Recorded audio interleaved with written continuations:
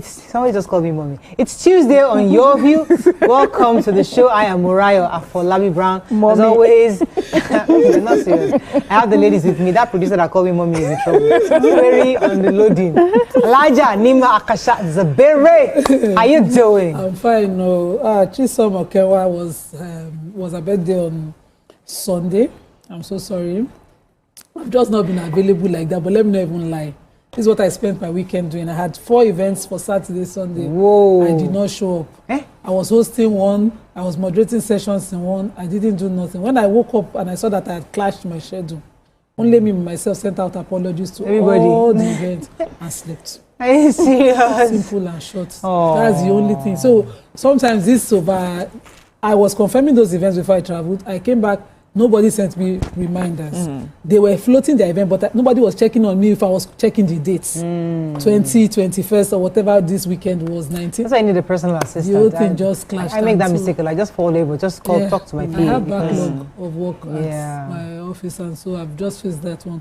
And so Saturday and Sunday for events, so I cannot. The only person that confirmed was asking me to come to Abeokuta. Go to Abeokuta.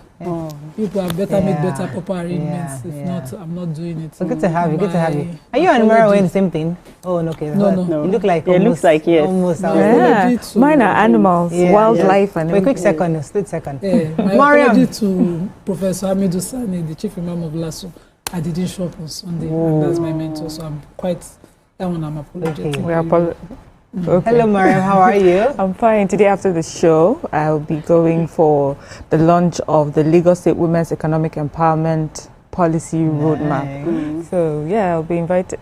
They just have a lot of work that they have done for women as regards poverty alleviation and different things on education, skills acquisition, entrepreneurship, agriculture, traditional labor market, all those sort of things. So they've come up with a roadmap, a policy roadmap, and I was invited to come for the launch. So I love it. Fantastic. We love to see our people everywhere. Amaka Fresh, looking nice and beautiful this morning. What's happening? I'm not really feeling so happy, Yes, so, and when I'm in this mood, the only thing that can make me happy are flowers, money, gifts. So I'm just a bit down, but I know you can. You're gonna. I know you're gonna uplift my spirit. You're fine. But I'm not so happy. But I know with this beautiful ladies here, they'll try to cheer me up. So what is and how are you, baby? Flowers outside. I need love. How are you? We understand. This is your ring. Everything is giving. I missed you, Mariah. I missed all of it. I missed you too. How is everything? Well, I know that if you're a man, you'll have married me by now. I know. I was checking out. I like how you're always checking me out. Look at this girl, shy. It is the man that will catch you. Hey, in fact, the whole of Nigeria will stand still on that wedding day. We are standing still for that wedding. So thank God. Yeah. Okay, so I think I was at Masters Mark's Children's. That was when my kids went for their nursery, and they invited me to speak on Saturday. So congratulations to Mrs. Onobanjo. She's been doing it for 20 years. I mean, it's so good to, and she's been very consistent. And all the kids, and it was good to see the children who have graduated through Masters Mark, come back, they're in the universities, on their secondary school. And it's just good to hear them speak. And you're like, hey, you're doing something good. When the kids go through a good That's foundation. What they say teachers' reward is. Yes, well, teachers' reward is always. When we'll come back and talk about the. All right, let's go on the quick break. When we come back, we'll look at the front pages of the paper. Stay with us. We'll be right back.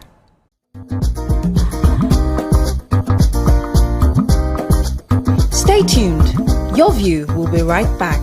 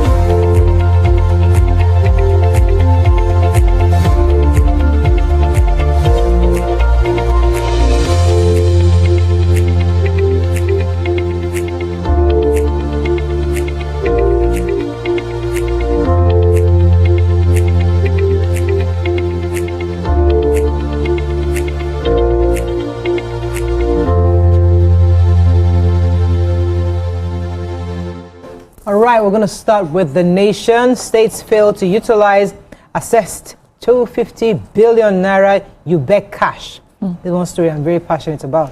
Obi's 2023 running mate to contest for president in 2027. Nigerian citizenship, FG knocks Kemi Badenoch. United States visa fraudsters face life ban. NBS reports Nigeria's rebased GDP grew by 3.13% in Q1. IG backs demand for better welfare by retired policemen. And this day, Arise Media Group responds to harassment, attack on free speech, and press freedom by First Old Co. PLC. Okay, which story? UBEC. So state governments have retained 250 billion naira Universal Basic Education Commission funds, that's UBEC, that they access instead of utilizing the resources to develop basic education. So what UBEC is saying simply is that there's a challenge, and it's that states are not accessing the UBEC intervention funds, and also there's slow utilization of the fund, with over 250 billion naira still being retained and unutilized in the coffers of the 36 SUBEBs and FCT UBEB as of today. He said, as we know, UBEC is funded as a first-line charge from the collectible education tax and other sources, and then is made available to states after their counterpart funding for the development of basic education. But it just seems like a lot of our states don't know how to access this. So some of the issues that they said is, first of all, there's the slow access to the UBE matching grant, slow utilization of the fund, non-compliance with fund utilization guidelines, diversion of funds, non-deduction and remittance of taxes, non-compliance with the due process in the award of contracts for the execution of basic education projects, non-adherence to the approved action plan, amongst others. So there's a program that they have done, and this is the third year running, and they're going to be training officials of states on how to manage the UBEC funds and also help them widen their knowledge and develop better skill. It will help, this training they're hoping will help with the collective pursuit of ensuring transparency, accountability, and prudence in the management of public resources entrusted to I wish we can have that training, a seminar on this, because I have a bit of background knowledge to this UBEC funds. Okay. So we need information, because some of the states are not accessing because they can't, either they can't afford it, or they feel they don't have the money. And some states say, even if we do it, we are forced to work according to UBEC standards. So, for example, we have a plan for our own education in our state. But UBEC is saying, oh, we have to do this. We have to conform to certain standards, which is not, it doesn't align with their own unique state values or state needs. So to what extent can they adjust? There's always issues. So we need a proper seminar where all the parties could this program is national. So to what extent can they adjust for their own states? What can they tweak inside? They must this program must be able to deal with those kind of questions. Okay, so I have the IG of police who has backed the protesting police officers, retired police officers who protested yesterday. They took their protest straight to the IG National Assembly first. National Assembly gate. From there, they went to the police headquarters at the police edit house. And they are simply protesting that, number one, they should remove them from the contributory pension scheme because it's not been good. Either they wait endlessly for their gratuity or they get pittances as their pension eventually from this contributory pension scheme. And it was funny to find out that armed forces, intelligence and secret services officials are not part of the contributory pension scheme. So why are the police officers there? And they've been at it asking for this exit for 11 years. The police officers, you are aware because of the police pension scam, had suffered seriously in the past. They should by now have been sorted out. But the IG says it's completely in agreement with them. He's working with them. And if leaving the contributory pension scheme will solve this problem, he supports it. But he says that they've been having issues leaving that scheme for 11 years and is worried that they might not be able to. So they should then outline other ways to solve the problem. I think if leaving it is what they want, it should not be that hard. Pengasen, I'm aware, never joined, and we're just finding out other armed forces are not among. The pittances should not be what they are paid. thank God the IG2 will retire. He will join these people. Them. So he will know better. Okay. I think that they should also do better for the police officers. Absolutely. Okay, so the United States yesterday threatened to impose life ban on anyone caught committing visa fraud. The warning was issued yesterday on their X page, where it was also said that the criminal charges will be pressed against anyone, and also anyone harboring illegal aliens within the country.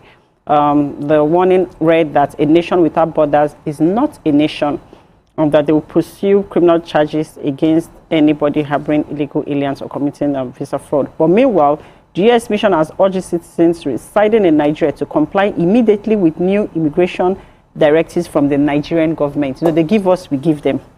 So the U.S. Embassy in Abuja yesterday has now stated that any advised all Americans who are resided in Nigeria and overstayed their visa, that they should try to regularize it, because they've now given them an opportunity, opened up a portal for them to go do so. And this opportunity ends on the 31st of July. After that, if you've overstayed your visa from, May the 1st, you'll be required to pay $15 daily surcharge for every day you've overstayed, and then you also risk not being given on a visa to re-enter the country. So they have been advised that, they should do that. All right, so Vice Presidential candidate of the Labour Party, Dr. Yusuf Datti Baba Ahmed, yesterday unfolded his ambition to run for president in 2027 election. He announced his interest yesterday during the National Electoral Committee meeting of the Julius Abure-led faction of the LP in Abuja. So there are different factions of the LP. Baba Ahmed promised to ensure the reconciliation of the LP factions. The Abure faction, which enjoys the recognition of INEC and distance itself from the Peter Obi party's faction. Last month, Obi had declared interest to run for president again in 2027.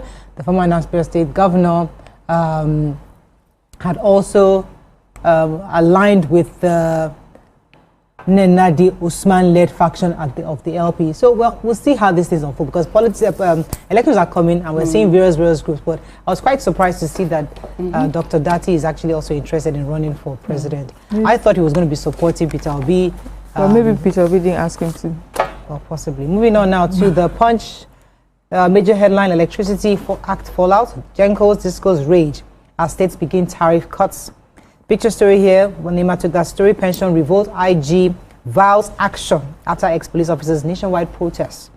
Gunmen shoot 2 Nigerians dead in South Africa. Awujale, Ogun.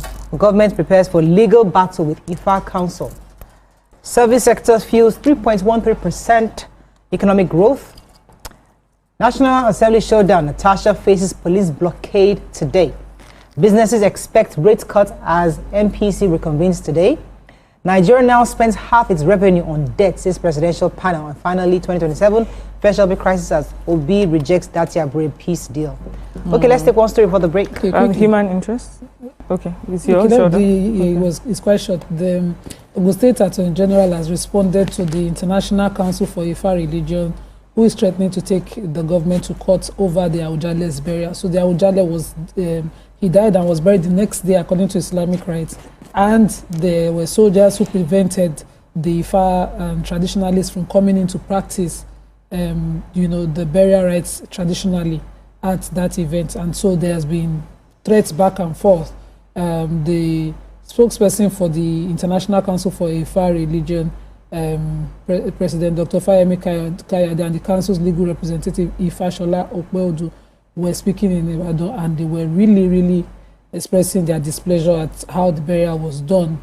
Another person from Egbaland, the Ifa priest of Egbaland, the Oluwo of Ifa of Egbaland, was saying that this will have repercussions because the tradition was not done, and he's using this opportunity to tell Christians and Muslims adherents to avoid the thrones across Africa, because they might start, these clashes should not be happening. He said, if you are an adherent of those religions, do not even subscribe to Ifa picking you. Talk less of getting to the seat and then dying and not wanting. But the Awujale lived an Islamic life. You would notice that the Ojude Oba actually has Islamic history and became a big deal because he stayed 65 years on the throne. He had the opportunity of celebrating that, and so he wanted and lived a particular life how he wanted to be buried, and that was what we saw at his burial. The family followed strictly his Islamic rites, but no tradition was done.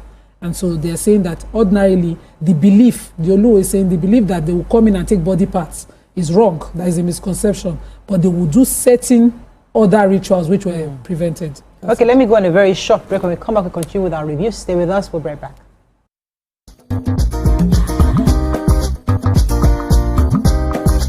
Stay tuned. Your view will be right back. Imagine a country with over 300 plenty languages. Why you go the only focus on Yoruba, Hausa and Igbo? When we get a common language where they unite everybody from Oga to even Madam self and every person where they for street. That's now why we dey introduce you 89.9 Yanga FM, the #1 urban pidgin radio station where they unite us all. From the award-winning breakfast show, Waiting Day, with your brother, your friend, Wale Po. Everywhere. So, Bobo. It a joke for this time. This is not Cruise Express. And this go be the best 4 hours of our life. Country people, make una join us. Oh. Now we be What's Up Naija crew. Now we they give you what they sup for inside we country. Yes, so keep it loud. You've got me your papa. Why you not gonna make Yanga? compound to a holla. Now here we dey settle all the matter. Bro, we right here. Nobody better than we, right? Okay, now whispers be that. Make I just be the last sensible voice where you go hear. Now we be 89.9 Yanga FM. Breaking news isn't just about speed, but more importantly, about fact and accuracy. It is responsible journalism, being ahead, unbiased, sensitive, in telling the stories that people would want to hear in a way that protects their sanity and for the public good. And it goes beyond breaking the news to actually following up, exploring all the angles, engaging newsmakers, tracking impact, all geared towards informing, educating, and setting agenda for the people. Breaking news is holistic, entire, complete. It's about you, me, and the world we live in. Breaking news is at the core of what we do at TVC News, and it's the honor of my life to serve you this news, fresh off the press. TVC News, first with breaking news. Good morning, Marina Station and all the passengers. Efficient, it's comfortable. This development will go a long way in reducing congestion and emission. The trains are a long-term solution to Lagos traffic challenges. This is where we take the final, decisions on policies, programs of government. I will have to ensure that, the narration of Lagos as a PLC is taken very, very seriously. This is a major pedestrian bridge linking Oyingo here to Apapa Road over there. With this overpass, we are providing what we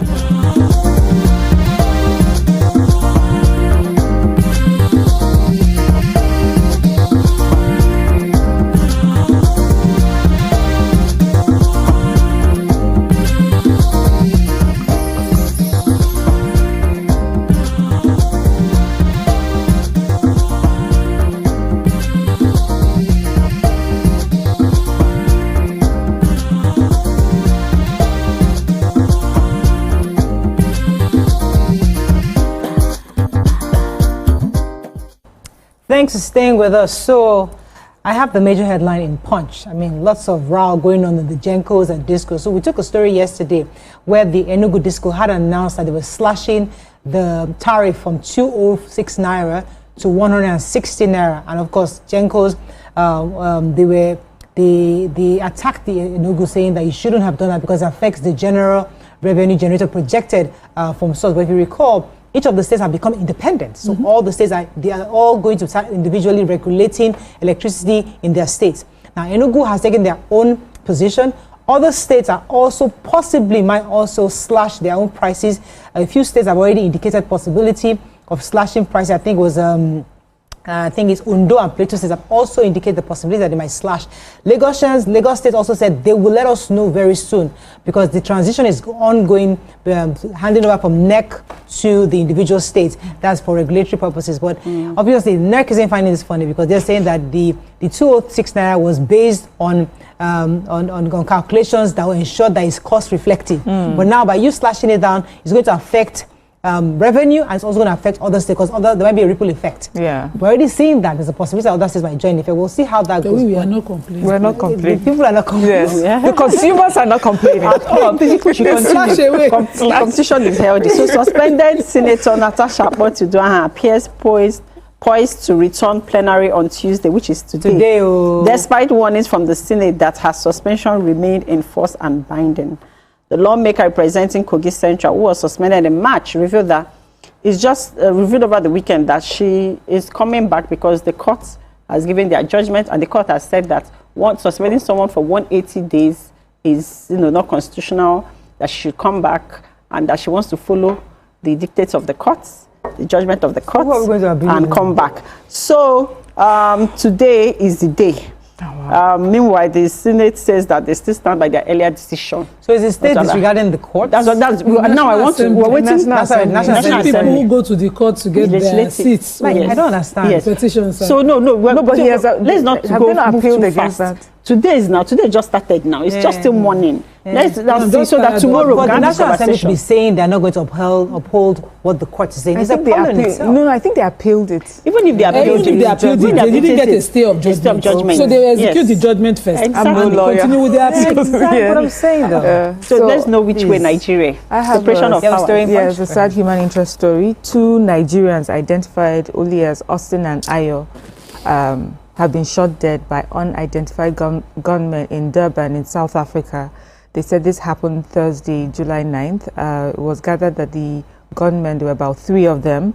They stormed Austin's office around 8 p.m. and they were wearing masks, and they met these 2 men and just shot them on the spot. They were declared dead at the spot. They said Austin runs a car business and also sells tires in Durban, and his friend had just stopped by to visit him, and they were just standing and talking based on eyewitnesses' account that there were customers actually also there, and when they saw these masked men arrive with wielding their guns, everybody ran off, but they just aimed for these 2 men and shot them. So investigation is still ongoing. No one can tell exactly who these people are, what may have happened. Some people are saying it may have to do with business, that's gone wrong or something, but there's no definite explanation on who these people are yet. And there's a picture of the NIDCOM CEO, Gabrielle Erowa, Mrs. Gabrielle Erowa. As you know, when we have issues abroad, we call her office. So this report is saying that they have tried to reach her office, but they haven't heard anything yet. Okay, moving on to Daily Sun. Really sad. LP crisis deepens. Retired officers defy range, storm police headquarters, National Assembly orders over poor salary pension. Assembly by-election, complaints, petitions trail APC primaries in 12 states. Governors, media leaders, others grace Lateef Jakonde's lecture in Lagos tomorrow. Again, ex-Kogi Governor Bello's request for foreign medical trip fails. FG raises the alarm over Nigeria's forest depletion, and pay our 35,000 naira wage award arrears civil servants tell federal government. Okay, which story are we starting with? Yeah, really. So the former governor of Kogi State had brought an application to the court in his ongoing trial to allow him go for medical checkup in the UK. But the court said no, that the application that was brought was not signed by the applicant himself, and that the EFCC argued that this was an abuse of court process, which the courts disagreed with, but then they said the attached medical report for the release of the travel documents was not properly signed. And the lawyer was saying that he's been an hypertensive patient for 15 years. I'm shocked to find out. They don't treat hypertension for Nigeria again. Has to go abroad for that treatment. So the first cardiologist is in Lagos, just in case. No, he might have special. Let's move on. Rich people have special. He wants to go to our HMO. Okay, another story. Yes, the federal. So the Minister of Environment was at the national dialogue that was held in Abuja to commemorate the 2025 World Desertification and Drought Day, and they're talking about how desertification and land degradation has impacted the livelihood of over 40 million Nigerians and affected 43% of the country's landmass. So this year's event is themed Restore the Land, Unlock the Opportunities. The Ministry of Environment described the land degradation as a global crisis, one that threatens food and security, yes, and that dry land degradation has resulted in the loss of 24 billion tons of fertile soil globally. And the minister said that more than 2 million hectares of land is lost annually to desertification, land degradation, and drought. And in spite of this, it's estimated that 300 million hectares of land will be required to meet food demand by the year 2030. And so what do we need to do about this? They said that that investment in sustainable land management practices is critical, and you know, the government has developed institutions, policies, action plans to address desertification and related threats. So these are, you know, when we sit down and talk about these things, we just hope that we're able to translate these things into real life, these practices. Do Nigerians understand what we're talking about, and do they understand how to address these challenges? Okay. So many civil servants in Abuja, they've urged the federal government to clear the outstanding 4 months arrears of the 35,000 wage award, which is owed them. Remember that this promise was made by the federal government through the Office of the Accountant General of the Federation, where they were supposed to pay them in tranches, right? And so they paid the first installment, and then the second installment, which they were supposed to start paying after their April 2025 salary, has not been paid. And they're urging the federal government to, you know, make due on the promise they made to them, even though the Accountant General is saying that he knows that the federal government is determined to fully implement all policies and agreements regarding staff remuneration and welfare to enhance productivity and efficiency. But they are angry, they are agitated, they are saying that why is that when the federal government makes promises, they have to wait for people to, come out peacefully or cause problem or shout and cry, protest before they can actually listen to them. That shouldn't be so. So let's see what happens. The Nigerian Tribune, very quickly, Nigeria's economy expands because 3.13% growth in Q1. Over 250 billion naira UBEC intervention fund unutilized. We took that story earlier. Lagos to launch 500 billion naira agriculture initiative to end food shortage. IG cautions protesting ex-police officers against external influence. Obi's running mate Dati offers to resolve LP crisis. And speculators panic as $1.31 billion FPI inflows, market reforms, narrow exchange rate gap. Okay, which story in Tribune? So quickly, let me just summarize it. The State Commissioner for Agriculture and Food System, Ms. Abisola Olusoyin, has announced the Lagos State 500 billion initiative in food. So they are looking, according to her, at the marketing end of this whole thing. He said when the states and federal government look into agriculture, usually they tailor it towards production. Nobody talks about market end. So on Wednesday, Lagos State will be launching the Produce for Lagos Optical Guarantee Fund, as well as the initiative, which is of course largely between Lagos State government and private sector to market food produce across the country. The commissioner said that the program was to ensure self-sufficient food products for Lagos residents, also ensure availability to export to other states of the Federation, noting that Lagos needed a bigger pie to be able to fulfill such a projection. And so to produce in Lagos, they are pushing to ensure that at least 40% of what they need come from within.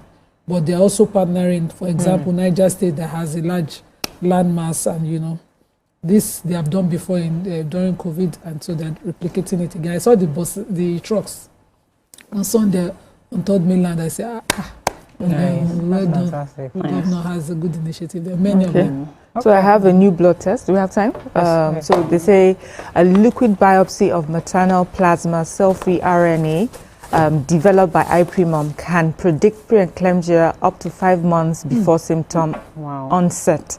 So the test can be performed once in the first trimester, ideally between 9 and 14 weeks of pregnancy, and can predict both early and late onset preeclampsia.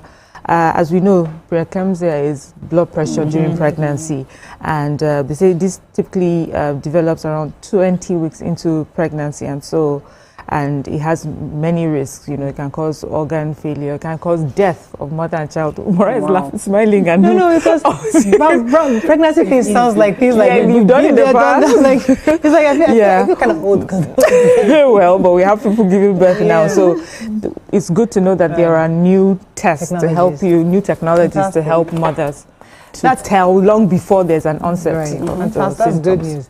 For those who need it, we certainly don't. Let's go on a short break. I don't trust you, Mariah. Please trust me. Ain't going 4 kids. I'm good. Let's go on a short break. When we come back, we'll continue with the show. Stay with us. We'll be right back.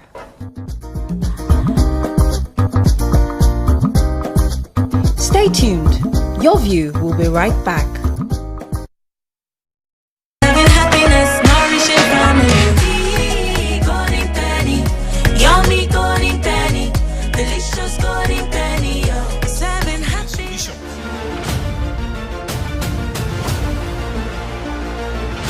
This place is one of the most dangerous areas at the biosecurity environment. This can go into the news and every crimes of your neighborhood. Our goal is to remain as Africa's model megacity, to move our GDP from the 5-6 position to the 3rd position, and we believe it's achievable with all the commitments we have.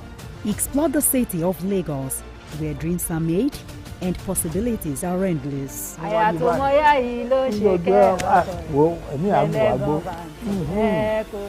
Adedoja Salamadini. I live in Lagos, inside Lagos. I'm Nifebi Oguntoye, news anchor with TVC News.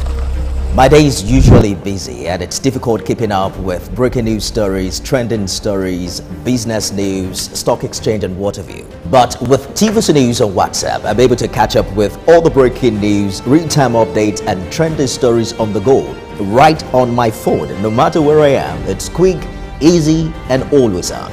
And here you can join us by scanning the QR code or using the link on our X and Instagram. Why wait? Come to the side of news that keeps you ahead. TVC News, first with breaking news.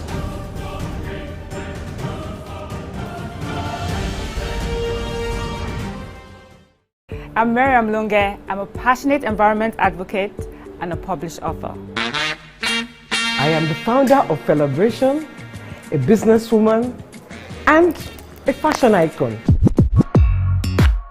I am a wealth coach and a real estate developer. I am Amako Arakwe. I'm a corporate commercial lawyer and an entrepreneur. Barka mu da warhaka. I am Ramatu Shehu Oyibo, an entrepreneur and a business coach. I am the voice of an average Muslim woman, an hijabite, and a lawyer. I am a polymath and a serial entrepreneur. I am Murayo Afolabi Brown, Managing Director, TVC Entertainment. I'm a media consultant, producer, and broadcaster. The ladies of Your View are made of women from different professions, tribes, cultures, and religion. Join us every Monday to Friday as we share our views on topical and social issues. The TVC News at 7 and the TVC News at 10 are not like any other news broadcast. It's the big news hour, the hour for the big breaking stories. We've got some of the best reporters on the field, taking you through as it happens. It's fast-paced, hot-hitting, with investigations that matter. bringing the news that affects your life. Sport, entertainment, and business, so you don't miss a thing. Experience resourceful coverage with depth. Epic.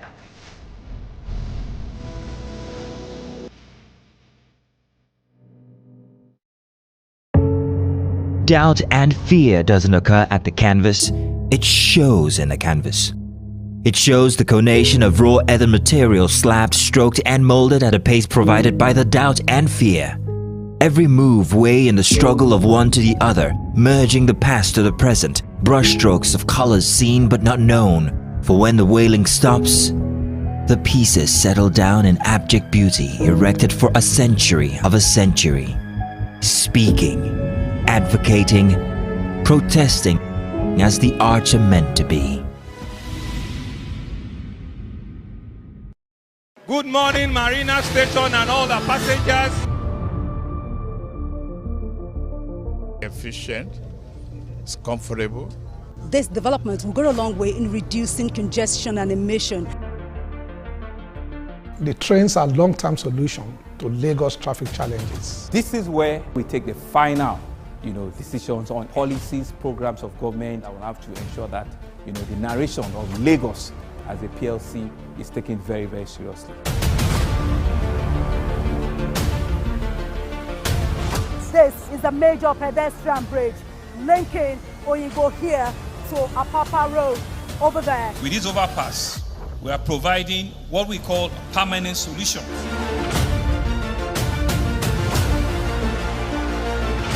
This place is one of the most dangerous areas at the biosecurity environment. This can go into the news and every crumbs of your neighborhood. Our goal is to remain as Africa's model megacity, to move our GDP from the 5-6 position to the 3rd position, and we believe is achievable with all the commitments we have.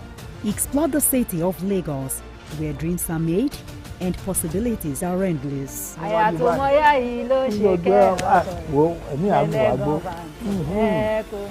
Adedoja Salamadini. I live in Lagos, inside Lagos. Hey, my people, I greet you plenty. My name is Nachika Okeke. My name is Uwibalo.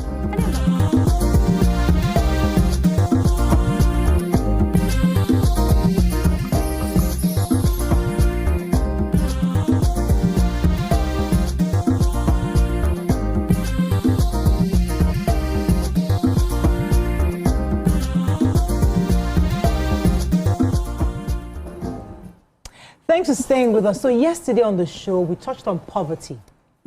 That poverty is not just about the lack of resources, but it's the poverty of the mind.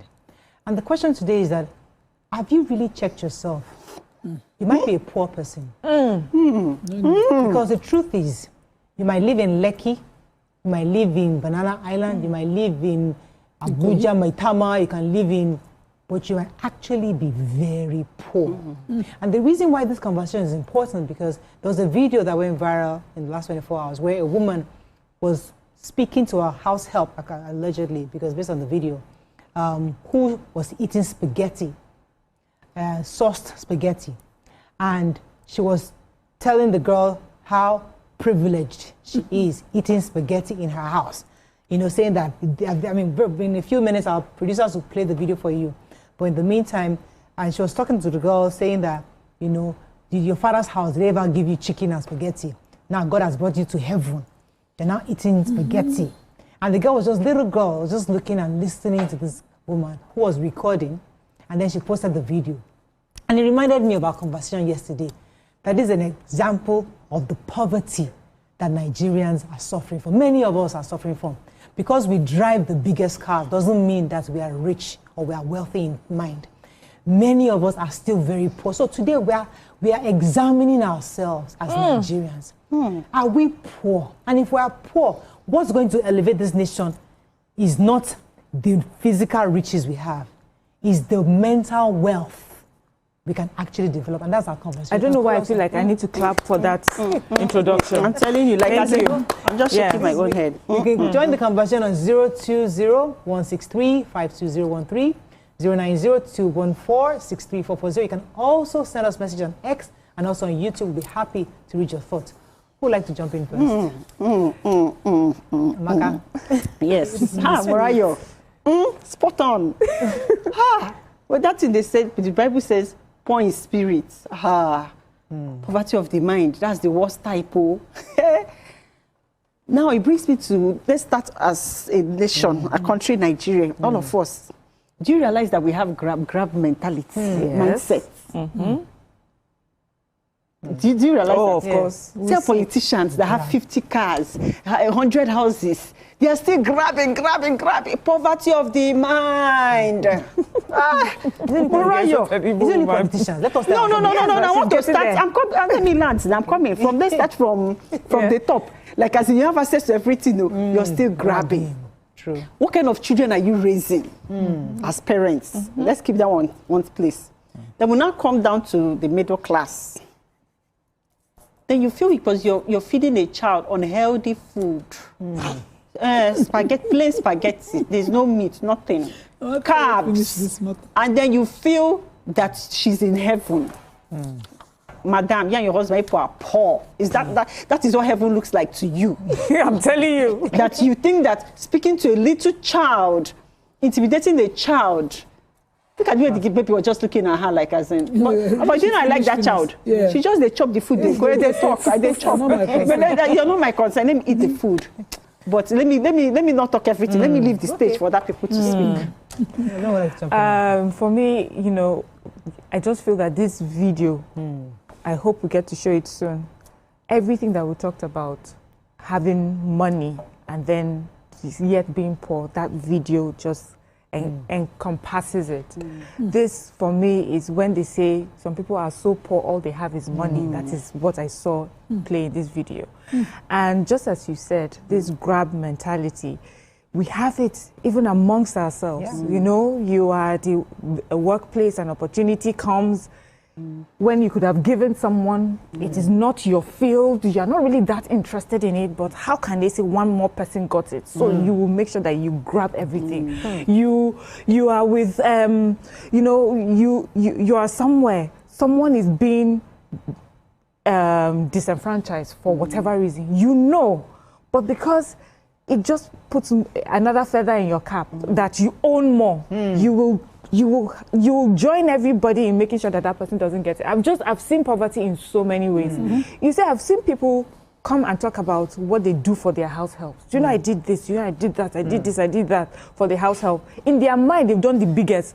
But people are silent, not because they are not doing it. They are listening to you and thinking, Madam, we do exactly the same thing, even more. But when we do it, we think we're just being decent human beings. We're just treating another human being like a human being. But Nigerians, we have a lot of that mindset. And yesterday when we were talking, BC was saying that sometimes people come from such absolute poverty of material things that it rips away their humanity. So maybe that is what this is about, that Nigerians came out of so much poverty that all they have left is just how to grab and to be materialistic. That is just one way of explaining it. Although I feel there is just a lack of decency, no character, no set proper values and principles, and the fact that we worship money in this country. And so that is why people will amass a lot of wealth, and it does not matter how they get it, you worship them. And of course, they will behave as stupidly as they think it is, you know, that they are allowed to.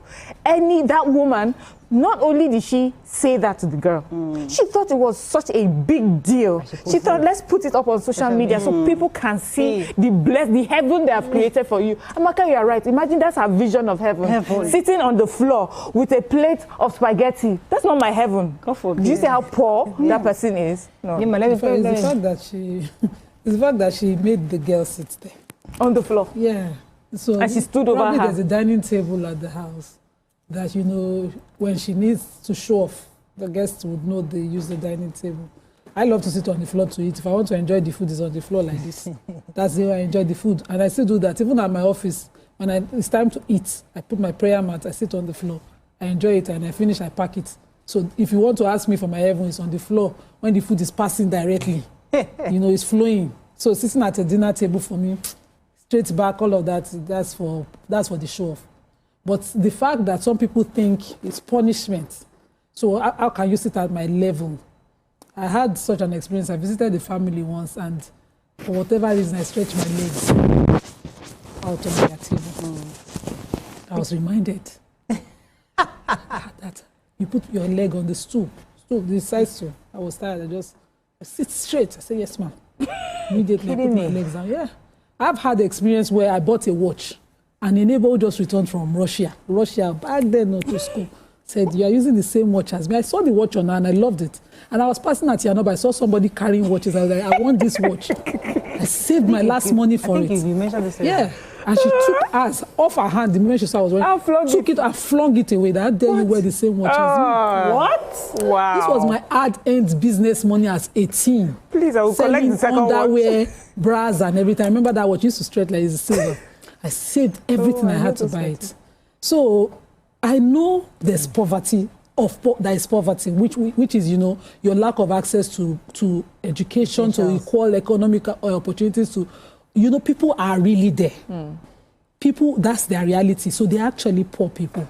But there are people whose poverty is such that they think that the more materialistic they become, the more houses, cars, that to them increases or elevates their status. The out of poverty they are. Let me bring it home. And the reason why I wanted us to bring it home, because sometimes it's always easy to point, forgetting that we are also equally guilty. I mean, I've shared the story before when myself and my husband moved to our new house, you know, and we bought air conditioner for every room, in the kitchen, in the children's room, in the living room, there are 2 boom boom. And then Band-Aid came.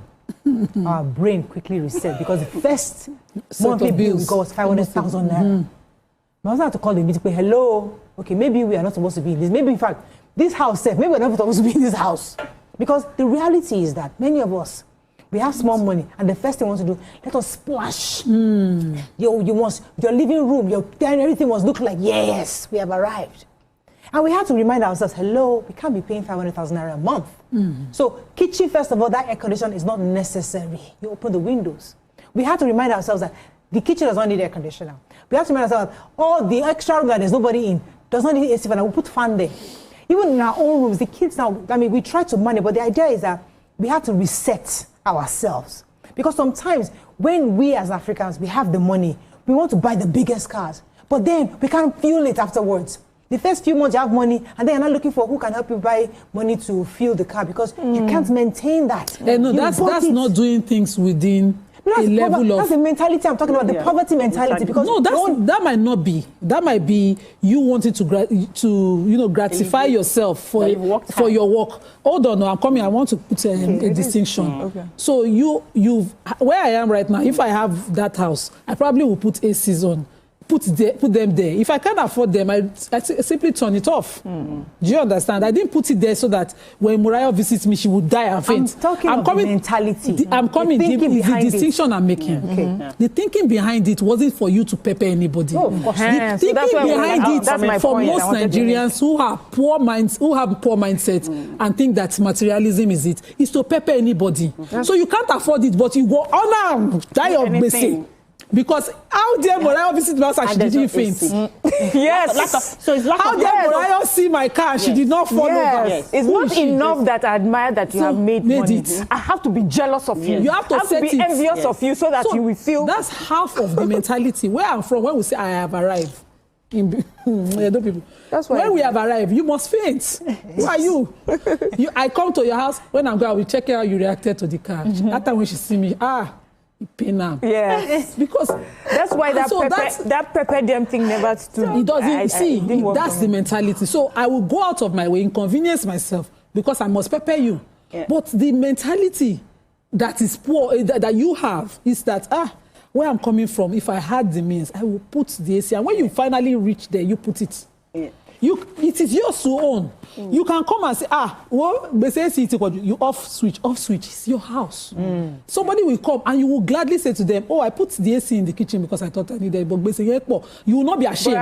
But you know some houses you visit. When a visitor comes in, you will put on the AC and pretend the visitors around on everything. You won't be able to say to the person, I hear you. So I hear Nima, but I also hear what Mariah is trying to say. So that's another way of looking at it. But I also see what you're saying. And it's not necessarily maybe an individual problem now. It's just the way we've also become just as a society. What are the things I put in my house to show that I have arrived? So even if it's not something I have, even if it's not something that I think I need or I think is necessary, but it's a statement of arrival. So I put it. So that's what she's talking about. She says that means we put that over what we actually needed. What we actually because where we are as a country, Nima. Yes, so that's not so take a lot of things that habits that we have. The truth, the same way I feel when I see when I went to Kenya, I went to a 3 or 4 star hotel. They use fans. There was no air conditioner. Because of the country they understand that we have fresh air. I was upset that was a business decision. I'm telling you, to make you understand the thinking. As a nation where we are, can our economy withstand the amount of hotels we have in this country? How many hotels are there empty? Do you know how many people visit this country? No, and let me tell you something. Let me tell you something. Like, I agree with Maria what she's saying. Like, we're not even pushing the tourism aspect this year or between last year and this year that we still pushing that, right? So I agree with you, because all this boils down to one thing, to 3 things: lack of contentment as a nation, all of us. Then lack of character. Yeah, we lack character in this country. We do. Then we have 0 values. Yeah. 0 values. Yeah. Because when you sit people, when you have conversations with people, and you sit people down, and then you ask them what their values are, people don't even understand. They don't even know themselves. You have to first of all start with, know thyself. Who are you? What are your values? People don't even graduates. People don't even friends that you have. They don't even know their values. They don't even know what they stand for. And if you don't know who you are, you can fall for anything. That's why it's easy for you to get an opportunity, be given an opportunity to be a politician or to sit on a seat, or not even necessarily a politician, to be a banker or anything. Immediately you abuse. You're looking for how to steal, how to buy the next car that you can't afford, how to do this, how to take bribes. It's easy because you lack character. Because Oju Kokoro, you have longer throats. You're not contented. And that is the poverty of the mind. Yeah. Because if you know yourself and you love yourself, the richness of who you are, like when you know yourself and you have values, you're wealthy inside. Yeah. You have richness in your spirit. Then when certain things come to you, you can say no. You can admire that you say no. Close to you. I have to go in a show. Please. Sorry. Let's go in a show. When we come back, we'll show the video. Stay with us. We'll be right back.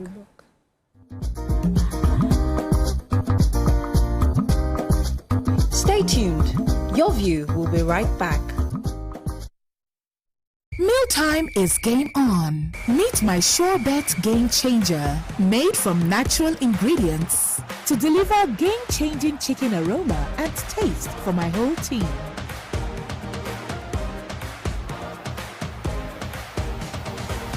Mom, why did we not use this before?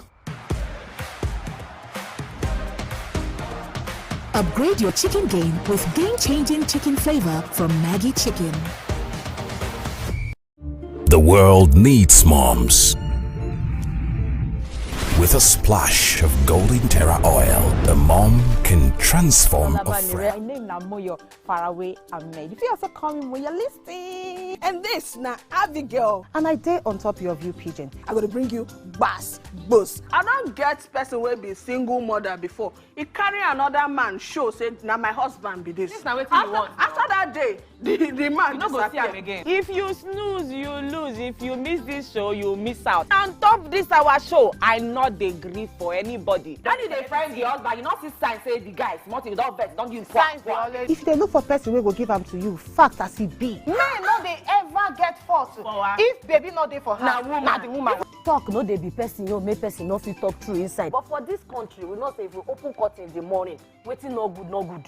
Me and my sisters, hey, we go tanda gidigba for inside studio to give una all the latest information. We no even take responsibility for the children. Leave the man. And that's some poria.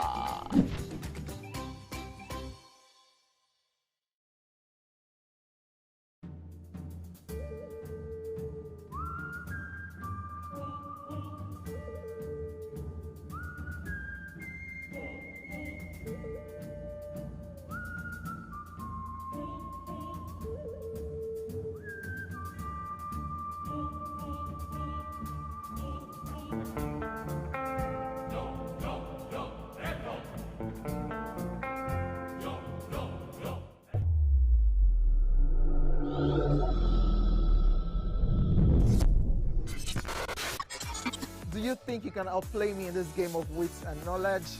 Can you go 7 rounds without flinching? I meant answering 7 questions correctly. How well can you hold your liquor? If you're curious, then join us for the most exciting conversation and games with your favorite celebrities on 7 of 7.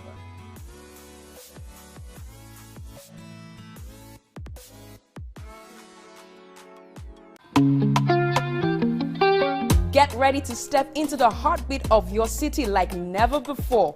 Welcome to Events Diary, where every moment is a celebration. From the electric energy of Owambe extravaganza, to the richness of our culture, to the sophistication of corporate gatherings, Events Diary is your VIP pass to the hottest gatherings in Nigeria. And guess what? I'll be your guide, your style icon. Each week, join me as I transform from traditional chic to corporate sleek. Whether it's a birthday bash or a high-profile gala, you won't just see it, you'll feel like you're right there with me. Aww. From meetings to evening soirees, I'll be there. Or to the trendiest street festivals or to music concerts, Events Diary has something for everyone. So join me as we explore the vibrant tapestry of Nigerian scene, one event at a time. Brand new studio, brand new set, a new face, but still your favorite breakfast show, Wake Up Nigeria. It's a fresh new energy, new vibe. You smell that? Now that's the smell of tasty, tantalizing food from our various chefs.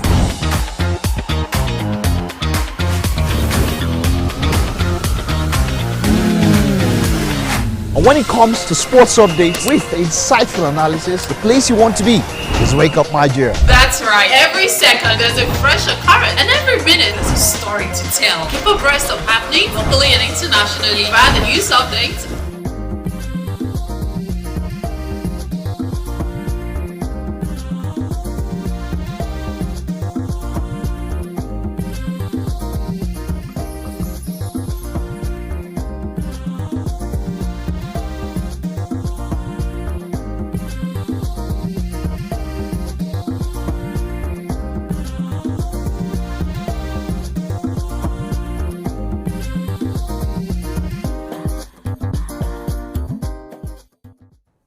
Thanks for staying with us. So joining the conversation in the studio is our friend, Dr. Olumide Emmanuel, widely celebrated as the common sense guru, a transformational leader, wealth coach, prolific author, and global speaker who is here to share his perspective on this our matter. You know, because yesterday we started the conversation on this poverty, rich kids, poor kids, Lapo, Nepo, and Nepo. Yes. Nepo, and the whole works.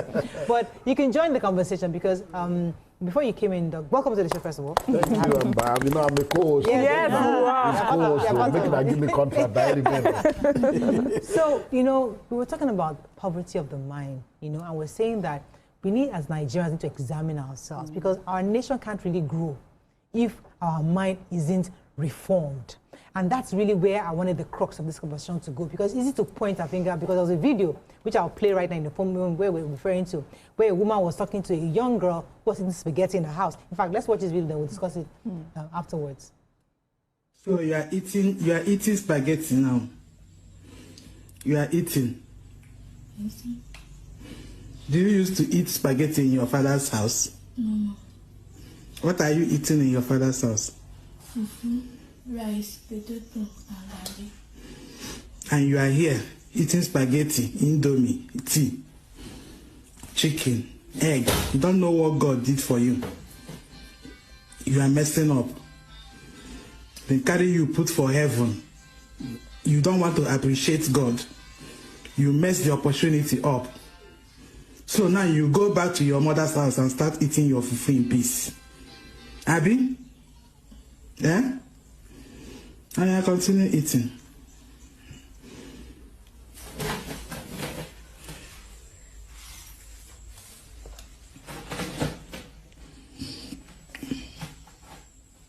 They enjoy. You enter my house, they enjoy. You know, appreciate God. So you are eating. Okay. Wow. So now it's easy to accuse her, but in your view, we don't like to accuse people. We try to understand the thinking behind it. So that's what we talk about, the poverty mentality. for somebody to do that in the first place, she also is very poor in mind. And that's why I wanted to see actually how poorer. She's poor, She's poorer. and wicked, She's poorer. and confused. You can't say we should not accuse this child abuse. Record the You now even recorded it and put it on what? For what purpose? The girl said we eat fufu, rice, potatoes, healthy food, organic food, real and you are food talking from spaghetti. the ground. In the scheme of things, it is that spaghetti itself that is the error. And what? So our house is not heaven. Auntie, sugar. Our house is not heaven. That you have brought it to heaven. You see, in fact, this is just. This is too much. I don't know how people survive. Okay, so I'm happy you addressed her. Going back to the issue of poverty mentality, because this is one person we're seeing, but there are a lot of people that are like this. Miriam has said it that a lot of people do things for their help, so their drive, and they are making this like a big deal. When it's like that's a humanity thing to do. That's a humane thing to do actually. So the point is, as a country, how can we begin to not just examine, but begin to rebuild our mind such that it is rich in knowledge, not in material things. Because we said something also yesterday that you are so poor that all you have is money. And we need to really fix that as a nation. So where do we start rebuilding this? Wow, this is amazing. It's evident that we have actually lost our humanity on many levels. And this is sad.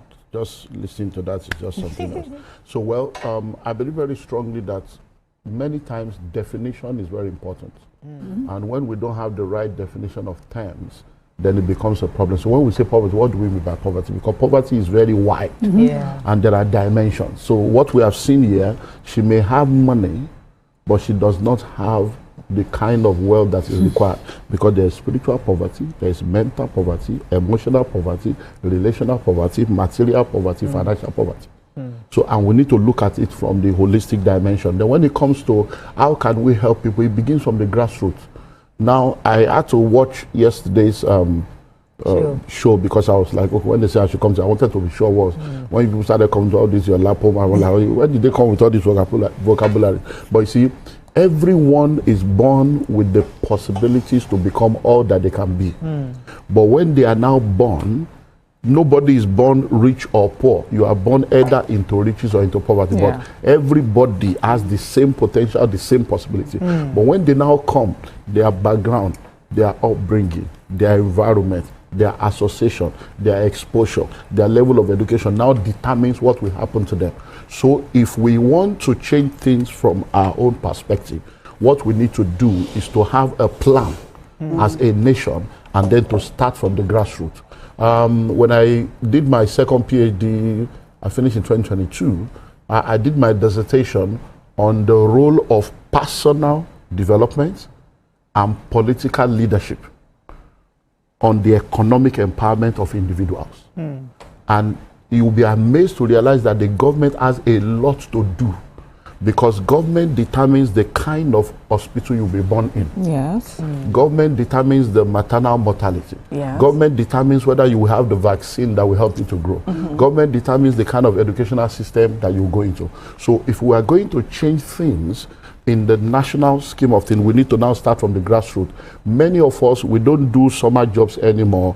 We don't do volunteerism. So when people are brought up with the understanding of the fact that you are created to impact your world and to make a difference. Even from primary school, they'll be going on excursions to see how other people live. They'll be doing all those Boy Scout, Girl Scout. So all those things are no more. That's how you build, because whatever people grow up to see is what they see as normal.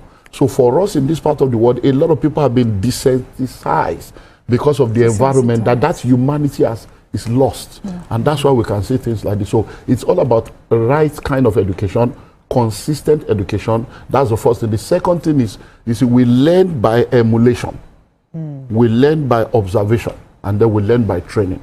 So when you now see what people all around you are doing, you now realize that, okay. Sir, let me pause you for a second, because as I said, I don't want us to look at the usual suspects. I want us to really examine ourselves as Nigerians. So for example, I turned 40, and because my friend did the party, and she had the money, I don't have the money, but she's my friend. Now let me do something. So I now borrow from Nima, say, please, give me 5 M. You to give me job because I need to do a party because my best friend just look like, So I am putting myself under pressure to look a certain way because that's what society demands of me. I have to do this big party. I must shut down the Lagos.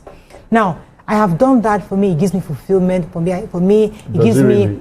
No, so I'm just telling you, the thinking we have as a people, it is so important that at my 40th birthday, I'm shutting down. Fuji comes, Reggae comes, everybody comes, and, Now, my problem is, my question is, how do we help ourselves in that situation? Because many of us are trapped in that mentality that we must show. It has become a culture. Can I say something? Yeah. So for me, I think that's talking about materialism. Yeah. That we have, what is more important is how we show up lavishly. So you have another friend who may have celebrated that 40th in a quieter way, or maybe she went to a home and made donations, and she didn't put it on social media. They had a prayer session. She just, that day she used it to, you decided not to, yes, you didn't follow that. There are human beings doing different things. Let me give you an example. I was talking to a lady who said that her children, after school, her children were moving abroad to school. And she realized, from primary, secondary, and their life, they've always lived in privilege. And she was afraid that here she is taking, but she has always been with them, but she's taking them outside the country. And she didn't want them to lose their humanity. So just before they traveled, they spent time at a place that she volunteers at, where motherless children are dropped off. And, they try and take care of these children. They match them up with parents. And, there's absolute poverty in those areas. She says when she traveled with her children after that experience, that sometimes they'll say a nice bag that they really like, but this time they'll say, but that would be an amount that would help this child. So all of a sudden their mindset changed because she opened their up to something different. So that is now the values we're talking about, the principles we're talking about. So they know that there's privilege, they understand it, but they also know that there's some things are more important. So they became wealthier by that experience. Okay, like when you talked about humanity. So, I like to always extend grace to people, no matter how tiny, take it tiny. So this family now, for example, I want to extend grace to them. They've lost their humanity, but not totally. Why am I saying this? This woman, right? This year on TV. Okay. So you can see that they're thank God, they're even feeding the child. Okay. Because let me tell you, there are people that when they're upset with their helps, they don't feed them, they starve their helps. Right? They ration the food, at least the food on the plates. I can see it's a substantial food plate for that small pikin. It's supposed to be okay for the pikin. And then they named everything that they've been giving the child in their own mind that is supposed to be healthy. So at least I extend grace to them that they're feeding that child. Okay. You understand? The child, I looked at the child's outfit, even though the child is sitting on the floor, it's okay. So, most times people don't know better. If you know better, you will do better. So in essence, that's when I talked about us having zero values as a set, and what you can only extend or teach what you know. Okay. If you didn't have parents or your immediate environment, friends and people you surround yourself with, if they're all acting in a certain way, you would think that is the norm. Yeah. Okay. Because anybody with common sense would know not to post, take a video of this underage child and post on social media. Because trust me, when they were doing this thing, in their mind, they didn't believe that they were doing anything wrong. Because for today, this is the norm. And this is how helps should be treated. So I want to believe she didn't post it too. I want to believe somebody that she sent it to posted it. But the point is that because if she did post it, somebody should have her arrested for emotional abuse of that child. She took a video and she posted it to someone. It's still the same. To send it, no. She can send it to someone maybe to justify. We don't know circumstance. She might send it to someone who brought the girl, maybe the way the family. Because I've seen ingratitude. I've seen what ingratitude has led somebody. I have put someone in school, the person did not, and they did not refund my money. And that's the end of it. So I have seen some things, but if she posted this video, they should pick her up. If she posted it on a social media platform for any kind of advantage, but we're still not gone on the issue of examining ourselves. I wanted to build on the example you laid. So the need for materialism, the culture of it is not something that started with us, because Moria is emphasizing looking within, but we see it. It's the way to think that you have finally made it. if you've made it and all you have is peace of mind, you still be looking outside and thinking, where are the houses God? Is it only me? Because there are so many houses belonging to a few people. There are so many cars belonging to a few people. And these few people are still the only ones. And you think maybe you're friends with someone and this your friend has traveled 10 times in a year. You know, and you think, why won't I travel at all? Or this your friend has one house. You know how people talk, say, I have 35 houses, you know? But you actually live in only one. This excessive materialism has continued to impoverish us, but we don't see it that way. Now you have said it now. That's not, but it's the culture. Yes. It's the culture of the materialism that is prevalent amongst our people. Yeah, and all of us went to a place, we did not see people counting houses and cars.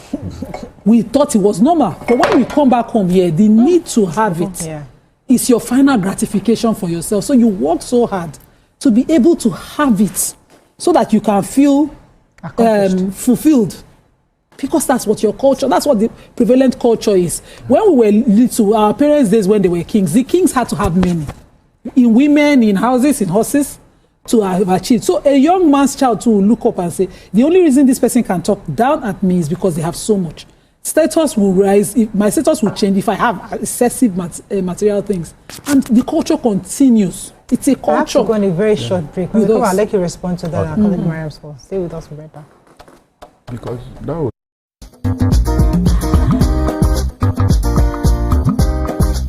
Stay tuned. Your view will be right back.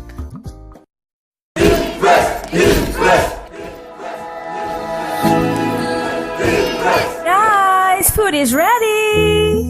Nigeria. It's light camera fashion, where we strut, slay, and sachet, and keep you updated with all the latest fashion trends. Level up your morning. Watch Wake Up Nigeria, where every morning begins with a spark.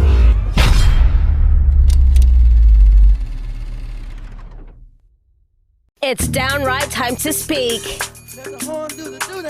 with the Gen Z perspective. Hey, chick for me this and they were like, this is Sharma, Saying it not the way they want it. Rightly, I don't think I would budget more than 25K for a first date.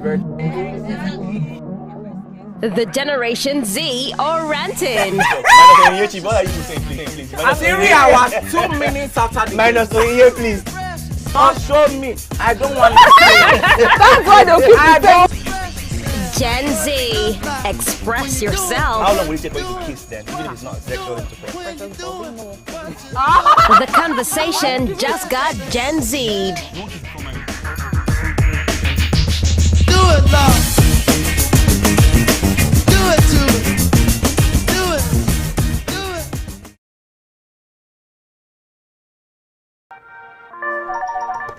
Hello, TVC Communications. How can I help? What makes TVC the right choice for my business? Excellent question, sir. Let me share some exciting facts with you. Start your day on TVC Entertainment with Wake Up Nigeria, a family and lifestyle show. Your view empowers women globally. It's your view, let it count. Entertainment Splash delivers the hottest celebrity trends. On TVC News, we keep you informed with breaking news and in-depth analysis of events shaping the world. I will continue to speak the truth. TVC News at 7 and TVC News at 10 p.m. delivers the most important stories of the day. Max FM, your hit music radio station, captivates listeners daily across Lagos and Abuja, making every commute more enjoyable. Adaba 88.9 FM is not left out, as it is the voice of Southwest. And on TVC Digital, we reach to million viewers daily.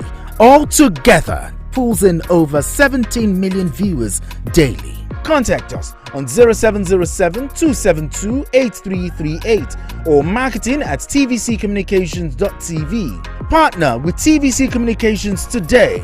Let's grow together.